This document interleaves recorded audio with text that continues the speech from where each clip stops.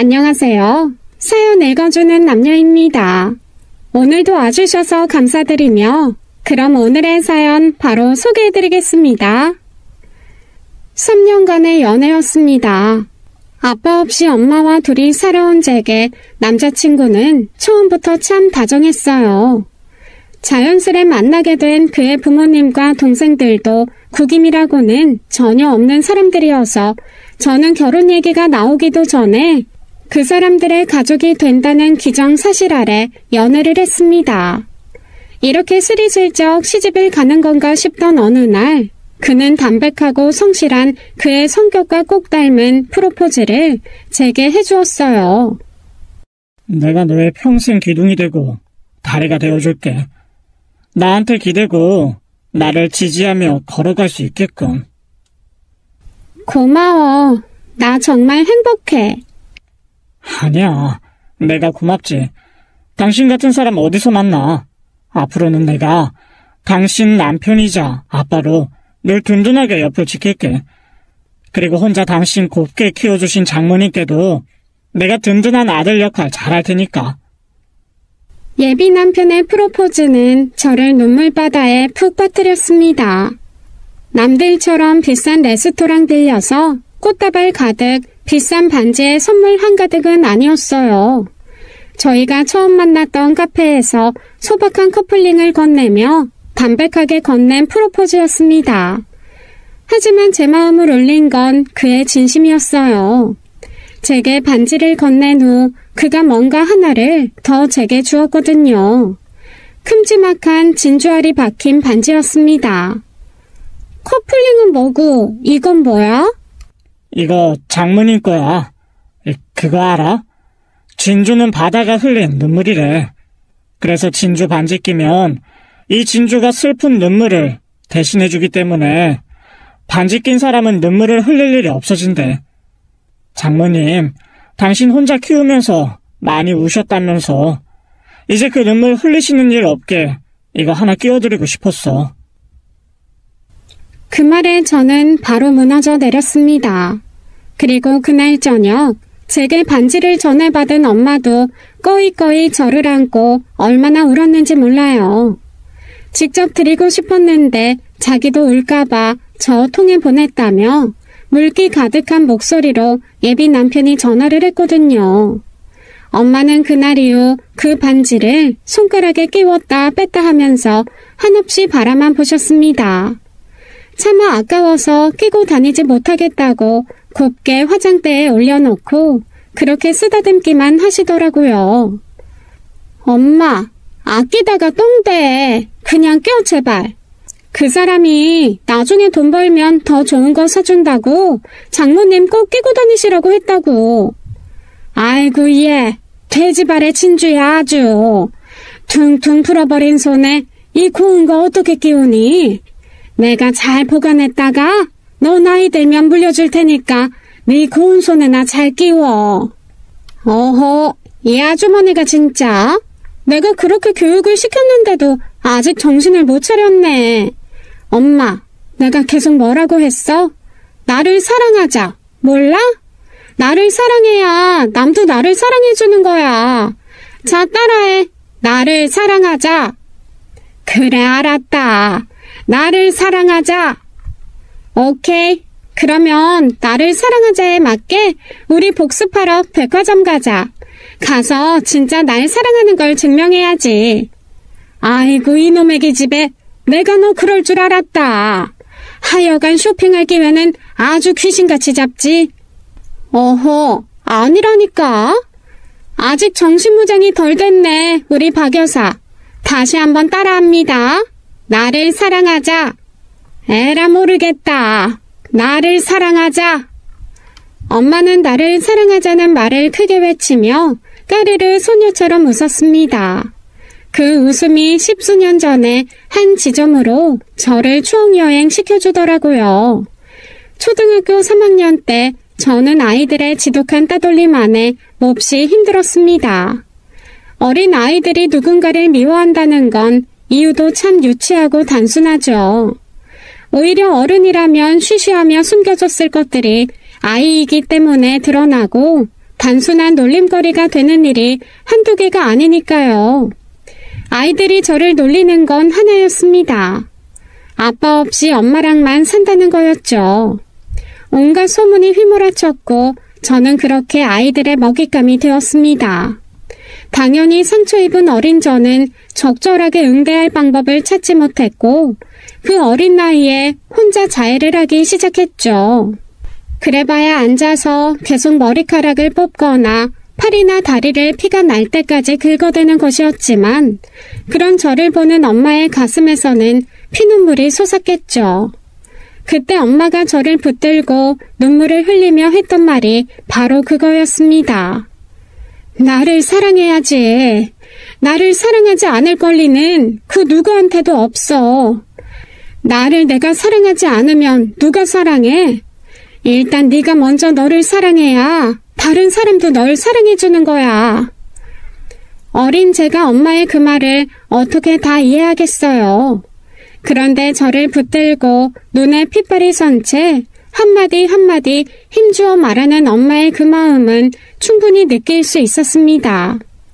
그리고 그날부터 저는 아이들의 놀림 속에 꿋꿋하게 버틸 수 있었어요. 놀림과 괴롭힘이 올 때마다 속으로 나를 사랑하자라고 주문처럼 외웠더니 아이들도 점점 저를 존중하고 조심스레 대하기 시작하더라고요. 그렇게 엄마의 말 한마디가 저를 구한 이후 저와 엄마는 모녀라기보다는 자매, 아니 그 이상의 동료, 전우가 되어갔습니다. 세상 천지에 서로 의지할 대상은 서로밖에 없었고 우리가 살아남을 길은 나를 사랑하고 서로를 사랑하는 것밖에는 없었으니까요. 그래서 저는 결혼을 하면서 가장 기대되었던 건 사랑할 대상이 더 많이 생긴다는 거였습니다. 예비 남편, 자애로운 시부모님, 시동생과 시누이까지도 흔히 말하는 시댁 갑질과는 거리가 먼 분들이었거든요. 저희 상견례 날도 엄청 웃겼어요. 아마추어 트로트 가수로 제2의 인생을 살고 계시는 시아버지가 상견례장으로 반짝이 재킷을 입고 덩실덩실 춤을 추며 환영합니다 노래 부르면서 들어오셨습니다. 그 뒤로는 시어머니가 어깨춤을 추며 장단 맞춰 들어오시고 그런 부모님이 익숙한 듯 시누이 시동생도 고개로 박자 맞추면서 입장했어요. 그런데 저희 엄마 어디 가서 흥으로 지는 분이 아니거든요.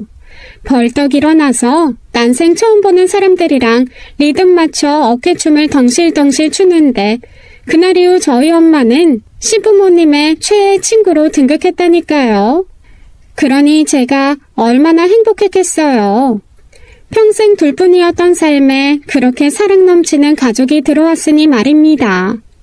이제 엄마도 저도 나를 사랑하고 서로를 사랑하는 것 외에 더 사랑할 사람이 늘어나고 우리를 사랑해줄 사람이 늘어났다는 행복에 겨웠던 어느 날 저한테는 도저히 이해할 수 없는 상황이 벌어지고 말았습니다. 예비 남편에게 반지 받고 한참 행복해하던 엄마가 어느 날부터 얼굴 가득 수심이 드리워지더라고요. 혹시 무슨 일이 있나 걱정이 되어 물어봐도 대답이 없었습니다. 와, 엄마, 나 결혼하기 전에 복장 터져 죽겠어. 처녀 귀신 되겠다고. 말을 좀 해봐, 어? 혹시 그 결혼 전에 신부들이 온다는 메리지 블루, 그게 엄마한테 온 거야?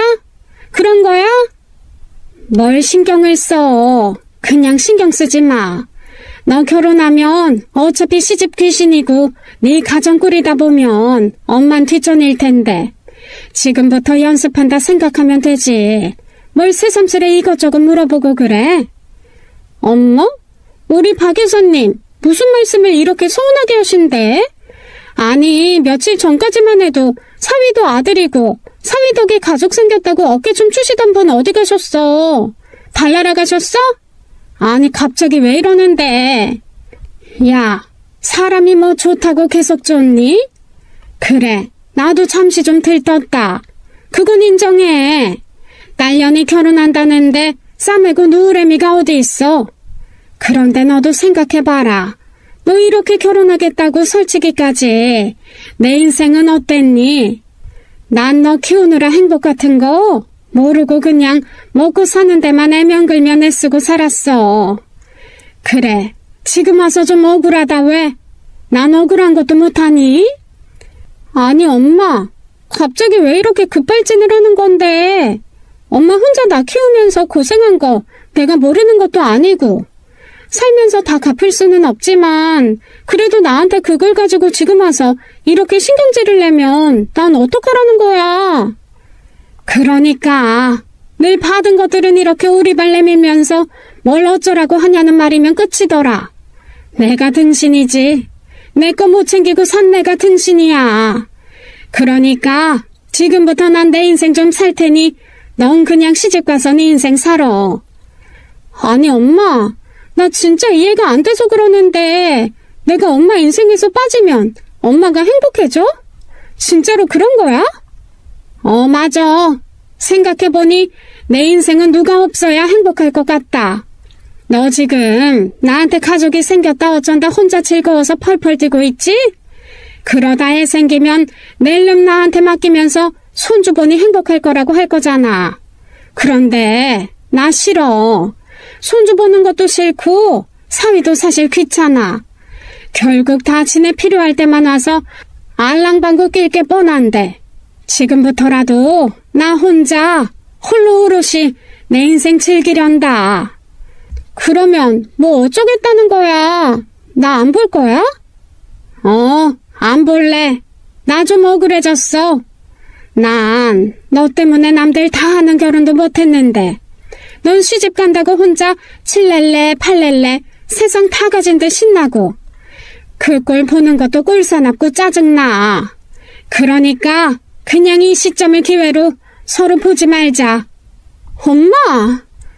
아유, 그 엄마 소리도 좀 그만해. 지겨워. 나도 이제 엄마 안 해. 내 이름 박진숙으로 살 거야. 아닌 밤중에 홍두깨도 마른 하늘의 날벼락도 이것보다는 덜 당황스러울 것 같았습니다. 당황한 건 예비 남편도 마찬가지였어요.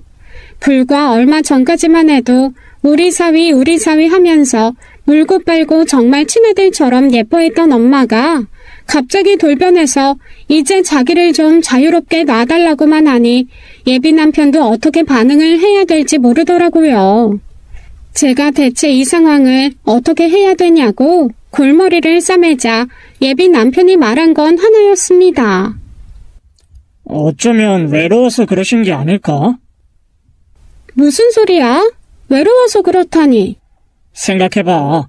나랑 결혼하겠다고 하기 전에 세상에 당신이랑 장모님 딱 둘뿐이었잖아. 그런데 그렇게 반쪽 같은 당신이 결혼해서 가버린다고 하니까 그냥 순간적으로 약간 번아웃 그런 것처럼 상실감이 크셔서 그런 거 아닐까? 그냥 당분간 장모님이 혼자 생각을 좀 정리하실 수 있게 좀 지켜봐드리고 기다려보자. 지금으로서는 무작정 우리 생각대로 왜 그러냐고 다그쳐봐야 소용없을 것 같긴 해. 예비 남편의 말을 듣다 보니 그도 그럴 수 있겠다라는 생각이 들었습니다. 엄마와 제가 평범한 모녀가 아니기는 했으니까요. 서로가 서로한테 동료였고 유일한 의지처였으니 그런 제가 시집간다는 사실만으로 나이든 엄마에게는 조금 충격이 갔을 수도 있겠다는 생각이 들었습니다. 그러면서 한편으로는 참 예민하다. 그냥 아들 하나 더 얻었다고 생각하면 되지. 뭘 굳이 나를 저렇게 인생에서 떨어내려고 하나라는 생각이 들면서 뭔가 석연치 않은 느낌이 들었어요. 엄마가 제가 정말 싫어서가 아니라 정말로 뭔가 무서워서 그런 게 아닌가 싶은 마음이 들었거든요. 예비 남편은 엄마에게 조금 기다리고 엄마가 스스로 생각을 정리할 시간을 주자고 했지만 사실 제 성격은 그렇게 마냥저냥 기다리는 인내심 가득한 성격은 못 됩니다. 성격이 좀 급한 것도 있지만 일단 빠르게 뭔가 결정이 나지 않으면 그 다음으로 넘어가지 못하는 타입이에요. 그래서 공부를 하더라도 여러 개 이것저것 하는 건 못했고 문제집 하나 처음부터 끝까지 다 풀어야 그 다음 과목으로 넘어갈 수 있었던 정도였습니다. 그래서 어느 날 딱 각 잡고 앉아서 엄마와 독대해서 꼬치꼬치 캐묻기 시작했어요. 엄마 나한테 뭐 말 안 하는 거 있지? 엄마가 그냥 단순히 내가 결혼을 해서 엄마의 상실감으로 나한테 이럴 리가 없어. 나는 절대로 엄마가 그럴 사람이 아니라고 생각해. 대체 무슨 일인데? 우리 이때까지 엄마 서로한테 할 말 안 할 말 다 하면서 정말 전쟁 같은 이 세상 둘이 협력해서 이겨내고 버텼어. 앞으로도 그건 달라질 거 없다고. 그러니까 엄마 숨기지 말고 말을 해. 내가 뭘 숨겨? 내가 뭘 무서워해? 너는 항상 그렇게 네가 다 답정해놓고 네 답대로 사람 끌고 가려고 하더라. 너 그거 되게 안 좋은 버릇이야. 난 너한테 숨기는 것도 없고 너한테 더 이상 할 말도 없어. 지금도 봐. 내가 지금까지 이때까지 계속 나는 나의 삶을 살고 싶다고, 이제 너한테서 벗어나고 싶다고 그렇게 말을 했는데 너 지금도 내 말 안 듣고 있잖아. 아니 엄마, 그게 아니라 엄마가 진짜로 뭔가를 숨기는 게 아닌가 싶어서 그래. 나 엄마가 이러는 게 너무 이해가 안 돼. 내가 알던 엄마가 아니잖아. 아이고, 네가 날 얼마나 안다고. 솔직히 네가 엄마 하긴 했지만 내가 어떤 생각을 가졌는지, 어떤 슬픔을 가지고 살았는지, 무슨 마음으로 널 키웠는지 네가 한 번이라도 제대로 알아볼 생각이나 했어? 엄마의 그 마지막 일갈은 살짝 저를 움츠러들게 했습니다. 사실 모든 자식들이 그렇듯 엄마를 이해한다고는 하지만 그 이해라는 건 그냥 순전히 제 범주 안에서 제가 할 수 있는 생각의 틀로 이해하는 것밖엔 안 되긴 했잖아요. 제가 아무리 이해한다 말로는 그렇게 말을 해도 엄마의 그 깊은 세월의 슬픔을 어떻게 다 이해하고 납득할 수 있었겠어요. 엄마의 그 말에 사실 할 말이 없어지긴 했습니다. 그리고 곰곰 저도 깊이 생각을 하기 시작했죠. 과연 뭐가 저렇게 엄마를 저한테서 돌아서게 만들었는지, 제가 할 수 있는 건 뭔지. 하지만 아무리 생각을 거듭해도 전혀 그 답은 떠오르지 않았습니다. 정말로 예비 남편의 말대로 엄마 스스로 생각을 좀 정리할 시간을 줘야 되나 고민이 되면서도 엄마의 마음이 저렇게까지 꽉 닫혀버렸는데 내가 아무것도 안 하고 있으면 엄마가 오히려 더 방치된 것 같다는 생각에 상처 입지 않을까라는 걱정도 들었습니다. 어느 수준까지 엄마에게 응대를 해야 되는지 정말 판단이 안 서더라고요. 그렇게 고민의 나날이 깊어가던 어느 날 엄마가 결정적인 행동으로 저를 다시 한번 충격에 빠뜨렸습니다. 아니 몇 달 뒤면 결혼할 거라 어차피 집에서 나갈 건데 그 몇 달을 못 참겠다며 글쎄 저한테 집 나가서 따로 살다가 시집을 가라는 거예요. 아니 엄마, 대체 이러는 이유가 뭐야? 나랑 그렇게 단 한순간도 같은 집에 있기가 싫어? 싫어. 예, 사람이 마음이 떠나면 평양 감사도 싫다고 한다더라. 나 너한테 진짜 마음이 떴나 봐. 그냥 내 공간에 너랑 같이 있는 게 너무 괴롭고 힘들어. 그러니까 신혼집으로 먼저 들어가서 살던 아니면 네 시댁으로 들어가서 살던 그냥 내 공간에서 좀 나가줘. 제가 버텨봤지만 소용이 없었습니다. 저희 엄마가 순한 편이기는 한데 한번 고집을 세우면 그 누구도 못 걷거든요. 짐을 바리바리 싸서 문 밖으로 내놓고 번호키까지 바꾼 채 문도 안 열어주는데, 아니 이거는 뭐 제가 대역 죄인이나 된 것처럼 집으로 쫓겨나는 상황이 되었죠. 이쯤 되니까 그냥 엄마가 조금 마음 풀리기를 기다려보자던 예비 남편도 조금 당황하는 눈치더라고요. 저한테 계속 혹시 자기가 뭐 잘못한 거 없냐, 아니면 우리 결혼 얘기하면서 뭔가 큰 실수한 거 아니냐면서 뭔가 계속 자기도 나름대로 원인을 찾아가 보려고 하는데 전혀 이유를 알 수가 없었습니다. 말 그대로 오리무중이었죠. 그런데 그런 엄마를 보면서 제가 계속 찜찜했던 건 다름이 아닌 엄마의 눈빛이었어요. 저 엄마랑 여느 모녀와 다른 정말 친밀한 사이라고 했잖아요. 사실 눈빛만 봐도 엄마가 어떤 마음으로, 어떤 생각으로 저한테 그런 말과 행동을 하는지 알 수 있습니다. 그런데 아무리 봐도 엄마의 눈빛은 정 떨어지고 싫고 꼴도 보기 싫은 그런 눈빛이 아니라 너무너무 무서워서 피하고 싶은 그런 눈빛이었어요. 이거는 엄마가 분명 저한테 뭔가 숨기고 있는 게 확실했습니다. 하지만 말을 하지 않으니 제가 알 도리가 있나요? 그저 답답함만 감춘 채 계속 엄마의 눈치를 볼 수밖에요. 그렇게 하루하루 답답한 시간이 흐르던 중 엄마는 저한테 청천벽력 같은 마지막 선언을 하고 말았습니다.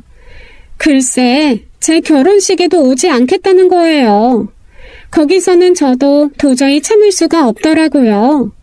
소처럼 버티는 엄마를 억지로 차에 태우고 바닷가로 냅다 내달렸습니다. 바닷가는 저희 모녀에겐 특별한 장소예요.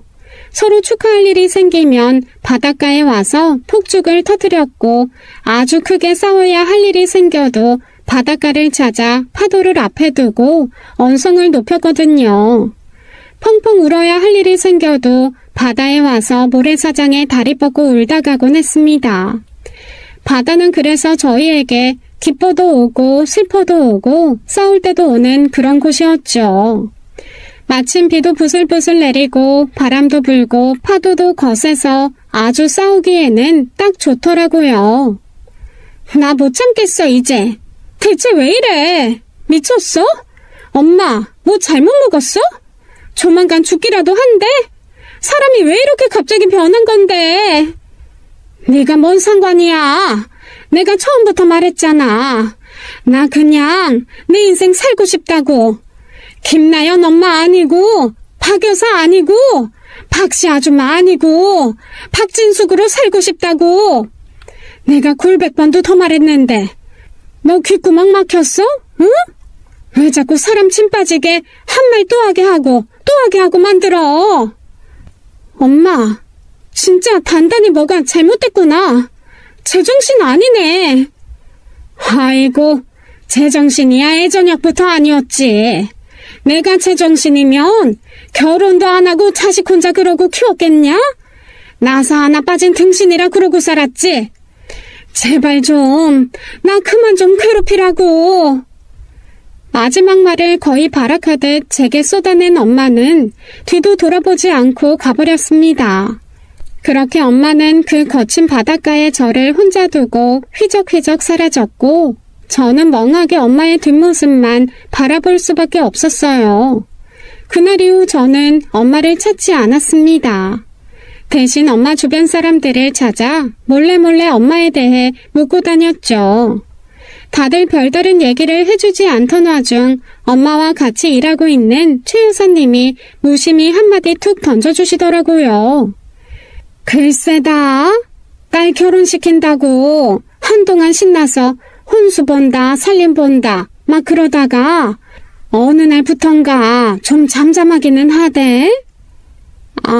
중간에 뭐 다른 이상한 건 없었고요. 워낙 성실한 양반이라 무슨 일이 있어도 티내거나 그러지는 않지. 그래. 딱 한 번. 아이고, 이 사람이 했던 일은 있었네. 그게 뭔데요? 아니, 우리 마트에서 작년부터 무슨 노동자 보호? 복지? 그런 걸로 진짜 간단한 건강검진을 해주거든. 그래봐야 뭐 피 뽑고 오줌 검사나 하고 한 5만 원 더 내면 위도 한번 봐주고 그런 간단한 거. 그런데 그거 결과 듣고 한동안 좀 멍하더니 평생 그런 부탁한 적 없는 이가 교대를 좀 바꿔달라고 하대. 자기 병원을 좀 가봐야 한다고. 그래서 교대 한번 바꿔준 적이 있어. 그래요? 혹시 어디 병원인지 아세요? 그냥 가까운 데 간다고. 이 길 건너 종합병원. 거기 간다고 하던데? 네, 감사합니다. 뭔가 이상했습니다. 엄마가 병원 간다는 얘기 조금도 한 적이 없거든요. 당연히 병원 갔다는 얘기를 안 했으면 결과도 안 알려줄 거고 병원에 물어보고 싶었지만 개인정보 때문에 알 수도 없었죠. 그런데 마침 예비 시동생이 그 병원 원무과에 근무하고 있다는 사실이 떠올랐습니다. 천우신조였죠. 저기 도련님한테 우리 엄마 무슨 검사했는지 결과가 어떤지 좀 봐달라고 해줘. 무슨 소리야? 아이 큰일 나. 개인정보가 얼마나 엄중한데 잘못하면 얘 잘려. 아니, 생판 남 보겠다는 것도 아니고 내 엄마 보겠다는 거라니까. 그리고 도련님이 뭐 정보를 빼내는 것도 아니고 어차피 원무과잖아. 진료비 냈는지 안 냈는지 얼마나 나왔는지 슬쩍 보면서 그참에 그냥 병명이나 과도 좀 볼 수 있으면 보고 말해달라는 거지. 내가 서류를 떼어달래? 아니면 의사를 만나게 해달래? 에이, 그래도 안 돼. 평생 정석대로 공부만 하고 도덕적으로 살아온 남편은 여간에서는 말을 들어줄 것 같지 않더라고요. 울어도 보고 논리적으로 설득도 해봤지만 먹히지 않았습니다. 결국 최후의 방법을 썼죠. 당신은 내가 그냥 남이구나. 그래, 이런 관계 유지해서 뭐하냐? 그냥 우리도 헤어지자. 뭐? 아니, 얘기가 왜 거기로 튀어? 야, 그건 아니지. 펄쩍 뛰는 예비 남편에게 시동생 구슬러서 알아오지 않으면 파혼이라고 엎어놓고 시동생에게는 울면서 읍소해서 간신히 병명만 얻어냈습니다. 위암 2기였어요. 저기 형수, 요즘에는 워낙 의술이 좋아서 이건 수술하고 항암 잘하면 완치율도 엄청 높아요. 그런데 검사하고 시간이 꽤 지났는데 이후에 치료를 전혀 안 하셔서 이 정도면 병원에서 계속 연락이 갔을 텐데 왜 아무 말도 안 하셨는지 모르겠네. 아휴, 이 답답이 박 여사. 내가 진짜 가만 안 둬. 제가 의사가 아니라서 정확하게는 말씀드리기가 어려운데 이기기는 해도 위치나 크기가 빨리 뭔가 하지 않으면 사실 이후 일은 장담드리기가 어려운 그런 상황인 것 같아요. 이게 암도 좀 부지런한 암이 있고 게으른 암이 있어서 세포가 막 빨리 커지고 퍼지는 애들은 항암도 치료도 수술도 시간 싸움이거든요. 조심스럽지만 사돈 어르신이 약간 그 케이스 같다는 생각이긴 해요. 무슨 일인지 몰라도 얼른 설득해서 병원으로 모시고 오세요. 시동생 얘기를 듣는데 아주 기가 탁 막히더라고요. 아니 다들 포기해야 한다고 하는 병도 끝까지 매달려서 어떻게든 완치하려 해야 할 판에 나을 수 있고 시간이 있는 병을 왜 굳이 숨기면서 키우고 있는지 정말 이해가 전혀 되지 않았습니다. 저는 당장 엄마 집으로 쳐들어갔어요. 엄마가 당연히 문을 안 열어줄 걸 알아서 일단 열쇠공을 대동하고 갔죠. 남의 집 문 따줄 수 없다는 열쇠공에게 주민등록증에 있는 주소도 보여주고 제가 따라고 하면 안에서 뭐라고 하든 바로 따줘야 한다고 신신당부도 했습니다. 생돈 나가는 거 누구보다 아까워하는 성격이니 문 따서 돈 들기 전에 문을 열어주면 가장 고마운 상황이었지만 최근에 엄마 태도로 봐서는 최악의 상황도 준비를 해야 했거든요. 엄마도 저 키우면서 제 고집이 엄마 고집 이긴다는 거, 제 성질이 화산보다 더 강하다는 거 알 만큼 알았으니까 문 정도 부숴도 할 말 없을 거라 생각했습니다. 3살 동안 순순히 문 안 열면 45만 원짜리 번호키 그대로 고물되는 거야. 생돈 막 나가는 소리 들으면서 나 맞이할 거면 알아서 해요. 자, 센다. 하나, 둘. 진짜 너 왜 이래? 안 보고 싶다니까. 둘 반. 계속 나 밖에서 얘기해? 암 걸린 거 동네방네 소문내면서? 뭐? 문 열어요. 둘 반에 반. 반에 반에 반. 그제야 철컥 문이 열리더라고요. 제 소술에 퍼렇게 질린 채 오도 가도 못하던 열쇠공에게 출장 와주셔서 감사하다고 5만 원 쥐어드리고 저는 집으로 저벅저벅 걸어 들어갔습니다. 진짜 가지가지 속썩인다. 아니, 수술만 하면 괜찮다는데 그걸 가지고 세상 잃은 것처럼 나한테 있는 대로 짜증내고 화내고 연 끊겠다고 난리를 부려? 엄마, 그거 오바야. 내 결혼 망칠까봐? 미쳤나봐 진짜. 결혼은 지금 못하면 한 달 뒤에 해도 되고 1년 뒤에 해도 되는 거지. 사람 목숨이 중하지, 어? 엄마, 나 고작 이딴 인간으로 키웠어? 암 걸린 엄마 두고 희희낙낙 결혼해서 사는 후레자식으로 키웠냐고. 제가 와다다 따지는 소리를 들으며 엄마는 그 자리에 털썩 주저앉아 대성통곡을 하기 시작했습니다. 그 모습이 또 짠해서 저도 같이 울기 시작했죠. 그런데 울며 수술받자고 하는 제게 엄마가 건넨 대답은 뒷골이 띵해질 정도로 충격적인 것이었습니다. 그 남자 출소했어. 나한테 전화했더라. 돈 내놓으라고. 안 주면 너도 나도 죽여버린대. 아빠가 출소를 했어? 울먹이며 엄마가 하는 말을 듣는 순간 저는 다리에 힘이 풀려 털썩 주저앉고 말았습니다. 그 순간 주마등처럼 20년 전 그날의 밤의 일이 떠올랐어요. 술에 잔뜩 취해 깨진 병을 휘두르고 있는 아빠. 그리고 그 앞을 막아서며 저를 보호하던 친모. 친모는 제 앞에서 머리에 피를 흘리며 쓰러졌고 술 먹은 개가 된 아빠가 병을 들고 제게 달려들던 그 순간 들이닥친 경찰들이 그걸 막아줬습니다. 그 다음부터는 단편적인 기억이에요. 제가 까만 옷을 입고 친모의 영정사진 앞에서 절을 하자 모두가 세상 서럽게 울었던 거.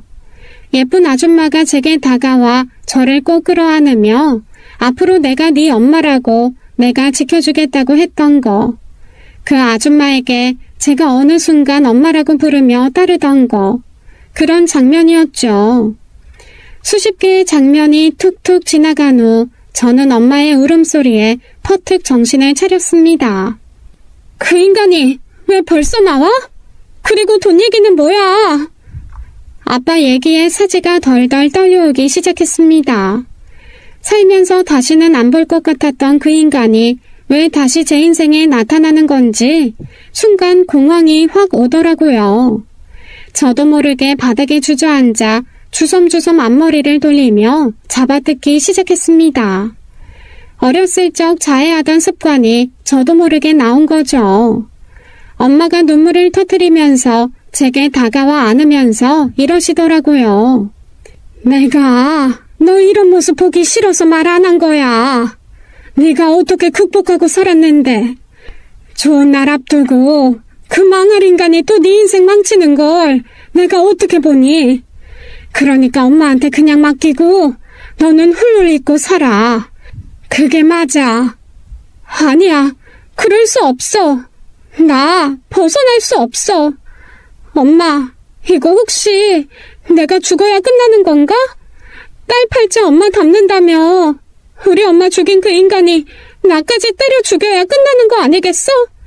나 무서워. 하! 야, 너 내 딸이야.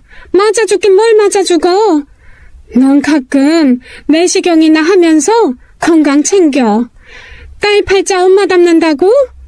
아이고, 내가 물려줄 게 없어서 딸한테 위 아픈 거 물려주겠니? 그런 거 안 물려줄 거야. 너 내 딸이니까 네가 걱정할 건 맞아 죽는 게 아니라 위 아픈 거, 그거 걱정해야 돼. 어쩌면 어거지로 우격다짐하는 말일 수 있었습니다. 그런데 그 말을 듣는 순간 저는 조금씩 앞머리를 잡아뜯던 손을 멈추게 되더라고요.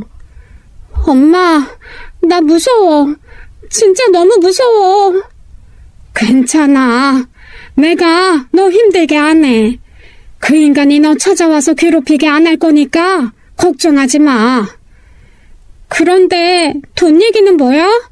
그 인간이 왜 엄마한테 돈을 달라고 해? 네 친모가 남긴 돈이 있다는 거지. 네 친모가 자기 남편 개차반인 거 알고 보험이며 뭐며 다 네 앞으로 돌려놓고 미리미리 처리 다 해놨거든. 나한테도 맡겨둔 게 있고. 그런데 나 너 키우면서 네 엄마가 남긴 돈 한 푼도 안 썼어. 내 친구가 핏값으로 네 앞에 남긴 재산이라 생각하니 도저히 쓸 수가 없더라. 너 결혼하고 나면 완전히 너희 앞으로 다 돌려놓을 생각이었거든. 그런데 그 후레자식 같은 놈이 출소하면서 그 돈 자기 거라고 내놓으라고 협박하더라. 뭐 하겠어. 하던지 도박이나 하겠지. 지 마누라 돈 빼서 도박하려다가 마누라 죽게 하고 감옥까지 간 놈인데 사람 안 바뀌더라. 안 바뀌어. 엄마, 그 돈 그냥 줘버려. 그 돈 주고 나랑 엄마랑 어디 멀리 다른 데 가서 살자. 예, 정신 차려. 그 인간이 돈 받으면 다시는 안 나타나겠니? 그거 하루면 말아먹고 다시 나타나서 목 조일걸? 그런 걸 당하는 사람 나 하나로 족해. 엄마고 그러니까 인연 끊고 네 살 길 찾아. 그 말을 하는 엄마의 목소리와 손은 덜덜 떨리고 있었습니다. 엄마도 저만큼이나 겁에 질린 게 분명했죠. 마치 야차나 귀신이 올 것을 두려워하는 것처럼 제 친부가 나타날 것을 겁내고 있었어요. 한마디로 엄마는 그 파렴치한 인간한테서 저를 지키기 위해 살 좀 떼어내는 심정으로 저를 밀어냈던 거였습니다. 어차피 본인은 암에 걸렸고 치료하지 않으면 몇 년 안에 자연스레 세상을 떠날 테니 그 전에 제가 예비 남편 그늘 아래 안정된 삶을 살았으면 하는 마음에 버린 일이었죠. 제가 모든 것을 알고 고민하거나 심각한 일에 휘말리는 게 엄마는 본인이 위험해지는 것보다 더 싫었던 겁니다. 엄마 마음이 이해가 되지 않는 건 아니었어요. 하지만 자꾸 마른 몸으로 게다가 아파서 성치 않은 건강 상태임에도 저를 지키겠다고 달달 떨고 있는 엄마를 보니 정신이 번쩍 들었습니다. 언제까지나 제가 엄마 치맛자락 잡고 머리 뜯던 아이일 수는 없겠다는 생각이 들더라고요. 지켜도 이제는 제가 엄마를 지키고 싸워도 제가 싸워야 한다는 마음이 올라왔습니다. 만약 제가 잘못되더라도 아주 대차게 한번 들이받는 건 해야 제 속이 시원할 것 같았죠. 그 사람 전화번호 줘. 뭐? 너 미쳤어? 엄마가 안 주면 나 흥신소에 또 돈 써서 알아내야 돼. 엄마 헛돈 쓰는 거 싫어하잖아. 그러니까 그냥 달라고 할 때 줘. 엄마는 펄쩍대며 절대 안 된다고 하시더라고요. 하지만 제 고집을 꺾지 못할 것 같으니 결국 제 예비 남편에게 전화를 해서 하소연을 하셨습니다. 이게 무슨 일인가 싶어 황망하게 달려온 예비 남편은 자초지종을 듣고 엄마와 함께 저를 말리기 시작했어요. 저기, 당신이 할 수 있는 거 없는 것 같아. 아니, 이 사람까지 해야 한 범죄자인데 그 사람을 당신이 뭐 어떻게 하겠다고. 이건 용기나 만용 이런 걸로 될 일이 아닌 것 같은데. 이 일로 인해 내 친부로 인해 시부모님이나 당신이 꺼림칙한 게 생겼으면 파혼해도 좋아. 내가 감수하고 받아들일게. 그런데 나 이번만큼은 정말 가만히 못 있겠어. 예비 남편이 가만히 제 얼굴을 들여다보더니 한숨을 푹 쉬더라고요. 저기 장모님, 제 얼굴 보세요. 눈이 매서워졌어요. 입술 다문 거 보시라고요. 저거 아무도 못 말려요. 지구가 반으로 쪼개진다고 해도 자기가 하고 싶은 대로 할걸요? 아이고, 저게 내가 무서워서 이때까지 아무 말도 안 했던 건데. 네, 저 한번 결심하면, 그것도 아주 단단히 결심하면 눈빛이 바뀝니다. 눈빛으로 어지간한 사람들은 다 제압할 수 있을 정도로 매서워지거든요. 일생 살면서 몇 번 장착하지 않았던 그 눈빛을 제가 빛낸다는 건 상대가 엄마를 죽게 한 파렴치한이건 나라를 망하게 한 역적이건 제 손을 끝낸다는 걸 의미했죠. 두 사람의 걱정을 뒤로하고 저는 곰곰 고민에 들어갔습니다. 그리고 일단 엄마에게 선언을 하나 했어요. 나 오늘부터 엄마랑 이 집에 있을 거야. 토달지 마. 말리지 마. 반대할 생각도 하지 마. 설득할 마음도 먹지 마. 내가 그냥 그렇게 할 거니까. 그리고 바로 짐 싸들고 엄마 집으로 들어와 버렸습니다. 그렇게 일주일에 시간이 흘렀어요. 그동안 저는 엄마 옆에 24시간 붙어 있으면서 아빠가 하는 전화는 차단시켜버리고 엄마가 집 앞 슈퍼도 못 나가게 모든 것을 다 인터넷 주문으로 처리했습니다. 꼭 나가서 사와야 하는 건 예비 신랑에게 부탁했죠. 아니, 이게 마냥 이렇게 숨어 있는 게 능사는 아니고, 정말 어떻게 할 생각이야? 뭐, 방어가 최선의 공격일 때도 있는 거 아니겠어? 혹 쳐들어오면 당신이 지켜주면 되잖아. 내가? 저기 자기야, 나 체육 시간마다 벤치에 앉아서 책 보던 애야. 체육 점수 늘 바닥이었고, 그리고 요즘에는 나이 들어서 책 드는 손도 떨려. 이런 나한테 지금 지켜달라고 하는 거야? 아이고, 평생 책만 보고 공부만 한 사람이 누구를 상대해? 차라리 너랑 내가 프라이팬 하나씩 들고 덤비는 게 낫지. 그래? 그러면 프라이팬이나 좀 사놓자. 요즘 주물로 된 거 그 쇠 프라이팬 잘 나오더라. 그거 2개 주문할까? 너 지금 농담이 나와? 아니, 얘가 진짜 어쩌려고 이래. 두 사람은 계속 걱정을 끊임없이 해댔지만 저 그냥 놀지 않았습니다. 가만히 있지도 않았어요. 제가 어렸을 때 한동안 손자병법, 오자서병법, 오륜서, 무경십서, 무비지, 무호병법을 비롯 각종 무협지에 완전 빠져 있었을 때가 있었거든요. 그때 알았죠. 앞에 나가서 나를 따르라 하며 돌격하는 사람이 제일 먼저 죽는다는 것을요. 끝까지 살아남고 끝내 이기려면 작전이 필요하고 때를 기다리며 정확한 한 방을 날려야 한다는 것을 깨달은 지 오래입니다. 그리고 무서운 것이 생길수록 눈 똑바로 뜨고 바라봐야 무서움도 사라진다는 것을 말이죠. 제가 어렸을 때 한동안 귀신 이야기에 푹 빠져서 혼자 없는 무서움도 만들어 두려워했던 적이 있습니다. 그때 제 친모가 이런 얘기를 해주곤 했어요. 별로 무섭지 않은 것도 내가 무섭다 하면 진짜 무서워져. 그럴 땐 차라리 눈을 크게 뜨고 저리 가, 무서움 저리 가, 두려움 저리 가 이렇게 외쳐. 그러면 진짜 없어진다?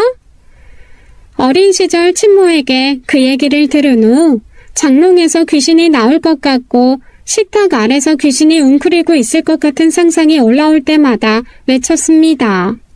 저리 가라고 말이죠. 하나도 안 무섭다고 말입니다. 그런데 참 신기하게도 그렇게 말을 하고 나면 정말 두려움이 없어지더라고요. 그래서 이번에도 그렇게 하기로 했습니다. 평생을 이름만 들어도 무서워서 덜덜 떨었던 아빠였지만 엄마를 위해서도 제가 더 이상 떨고만 있을 수는 없다는 생각이었거든요. 하지만 작전이란 많이 알면 알수록 들통나기도 쉬운 거잖아요.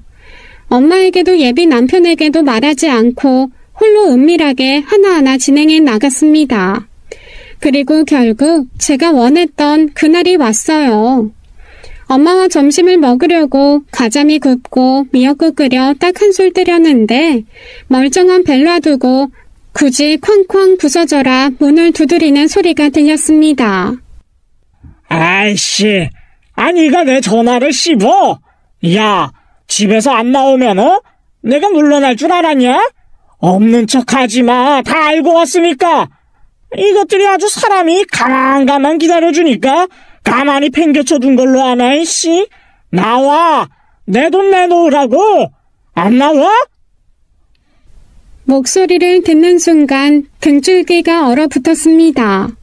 아무리 정신적으로 저리 가라고 주문처럼 외웠어도 실제 목소리가 들리니 여전히 무섭고 떨리더라고요.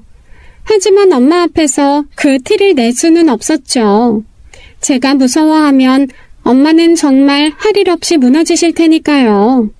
그래서 무심한 척 덜덜 떨리는 손을 혼자 지그시 누르며 엄마에게 무시하고 밥이나 드시라 했습니다. 하지만 이미 겁에 질릴 대로 질린 엄마는 한술도 뜨지 못하더라고요. 밖에서 들리는 소리는 이미 도를 넘기 시작했습니다. 손이 아닌 망치 같은 걸로 문을 부수려고 하는 것 같더라고요. 시끄러운 소리에 내다본 이웃들에게 험한 욕짓거리에 위협까지 하는 걸 듣고는 더 이상 모른 척하는 건 민폐겠다 싶어 문을 열었어요. 그렇게 시끄럽게 하실 것까진 없잖아요. 어라? 아이 너? 이야, 아이 너 많이 컸다 야. 이 싸가지 없는 것. 애비가 그 추운 데서 개고생을 하고 있는데 면회 한번 영치금 한 번을 안 넣어줘? 에라이 취애미 닮아서 아주 싸가지가 바가지에 상판도 재수없게. 야, 너 지금 걸치고 입고 쓰는 거 그거 다 내 돈이야. 내가 지금까지 쓴 건 그냥 애비로서 큰 힘심 써서 안 받을 테니까 남은 거 당장 내놔. 아, 당장 내놓으라고. 20년 만에 만난 딸한테 그 말밖에 할 게 없어요? 네?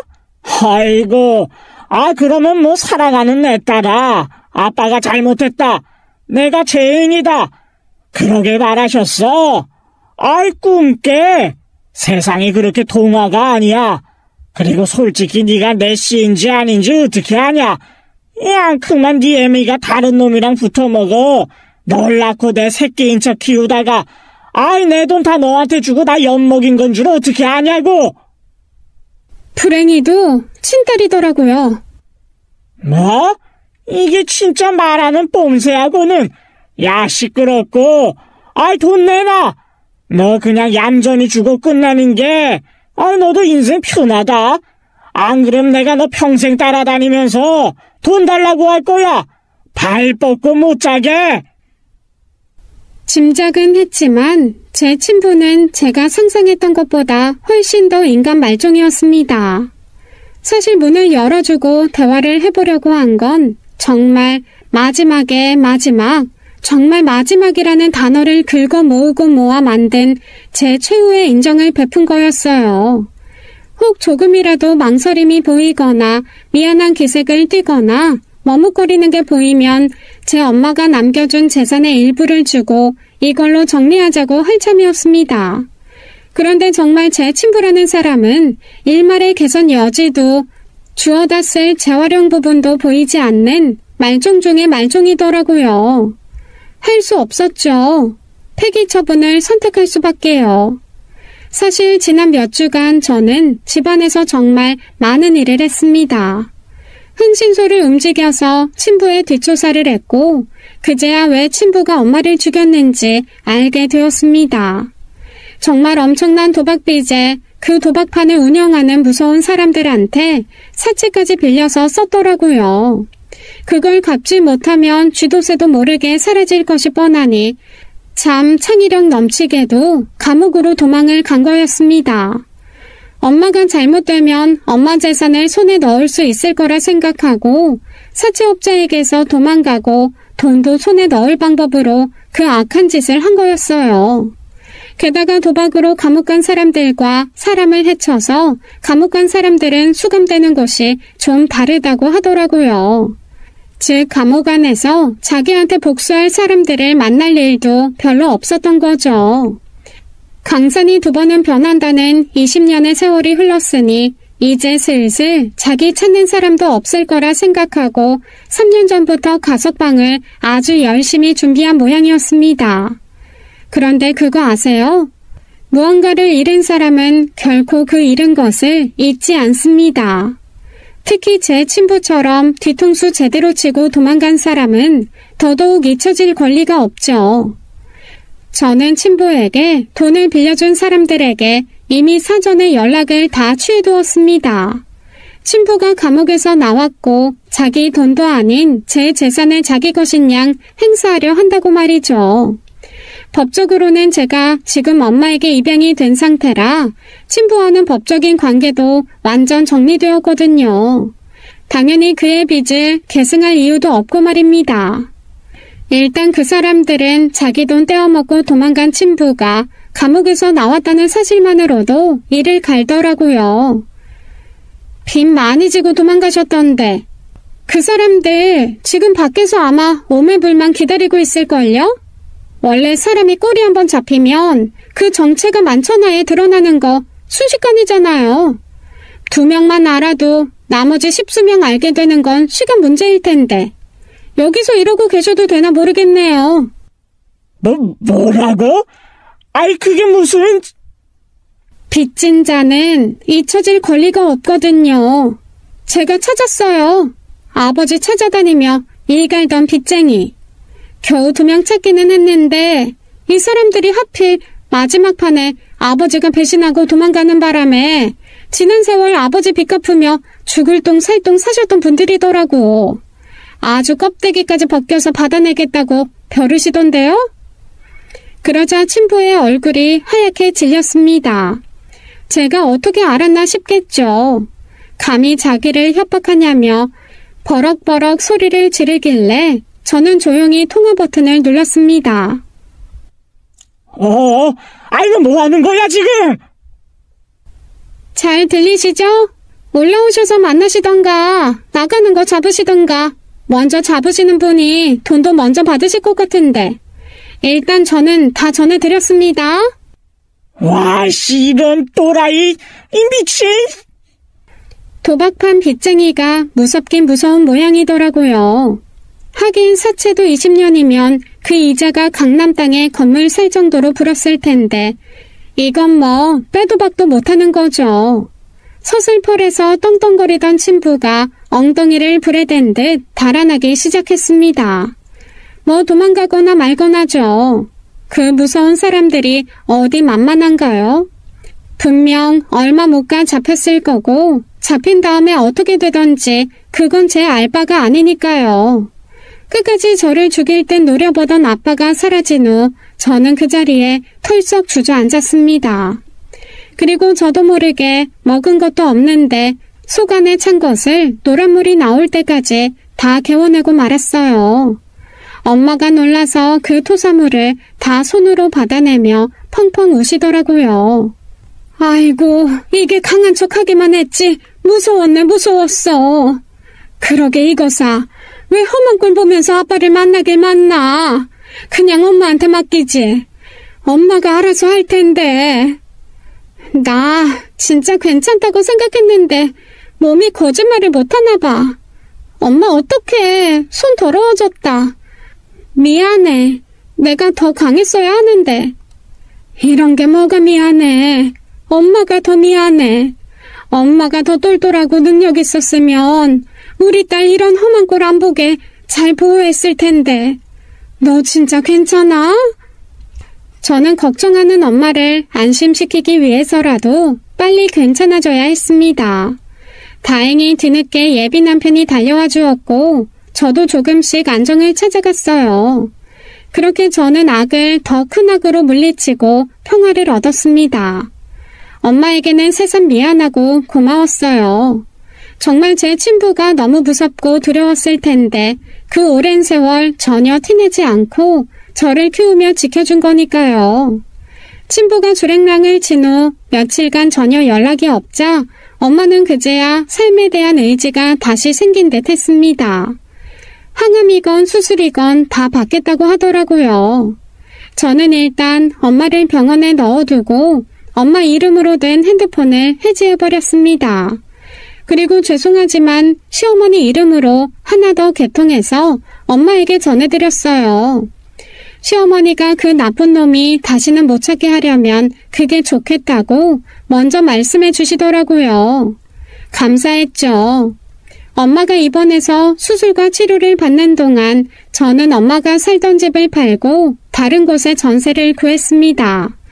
엄마가 자기 이름으로 된 재산 남기고 싶지 않다고 하더라고요. 차라리 전세로 2년마다 훌훌 자유롭게 이 동네 저 동네 원하는 곳에 가서 살아보고 싶다셔서 그렇게 하시라고 했습니다. 엄마의 항암은 1년 만에 끝났습니다. 그동안 제 결혼은 당연히 미뤘죠. 엄마가 펄펄 뛰었지만 이번에도 제가 거부할 수 없는 매서운 누누라고 무조건 제 말대로 해야 한다고 우겼거든요. 예비 남편도 엄마도 깨갱. 제 말을 들을 수밖에 없었습니다. 친부를 제 삶에서 쫓아내고 1년 반 뒤에 저는 세상에서 가장 행복한 신부로 엄마 손을 잡고 버진로드를 걸었어요. 아유, 엄마가 얼마나 우는지, 제가 시집 가는 건지, 엄마가 시집 가는 건지 헷갈릴 정도였어요. 남편은 제 손을 넘겨준 엄마를 덥석 안고 온 예식장이 쩌렁쩌렁 울리게 이렇게 외쳤습니다. 저의 어머니가 되어주셔서 무한 영광입니다. 평생 두 미녀분께, 아니, 저희 엄마까지 세 미녀분께 충성을 다 바치겠습니다. 충성! 평생 숫기 없는 서생, 새님인 줄 알았던 남편의 돌발 행동에 배를 잡고 가장 크게 포복절도한 건 시어머니였고 그 말에 또 대성통곡, 눈물바다를 만든 건 제 엄마였어요. 그렇게 제 결혼식은 눈물과 웃음이 범벅이 된 역대급 버라이어티의 현장이었습니다. 그날 이후 저는 지금까지 계속 엄마에게 제발 시집 좀 가라고 송화를 부리고 있어요. 저 키우느라 정말 웨딩드레스 한번 못 입어본 엄마가 진한 연애 끝에 결혼식 하는 게 제 소원입니다. 제가 진짜 5성급 호텔 결혼식에 꽃값만 몇 천이 나와도 다 해줄 판인데 신혼여행도 50박 51일 세계 일주 잡아줄 수 있는데 우리 엄마 제 속도 모르고 이러십니다. 난 너만 있으면 돼. 아이고, 이 엄마를 대체 어떻게 하면 좋죠? 어디 좀 멋지고 번듯한 아버지감 없을까요? 지금까지 사연 읽어주는 남녀였습니다. 끝까지 시청해주신 여러분 감사드리며 저희는 다음 사연으로 돌아올게요. 감사합니다.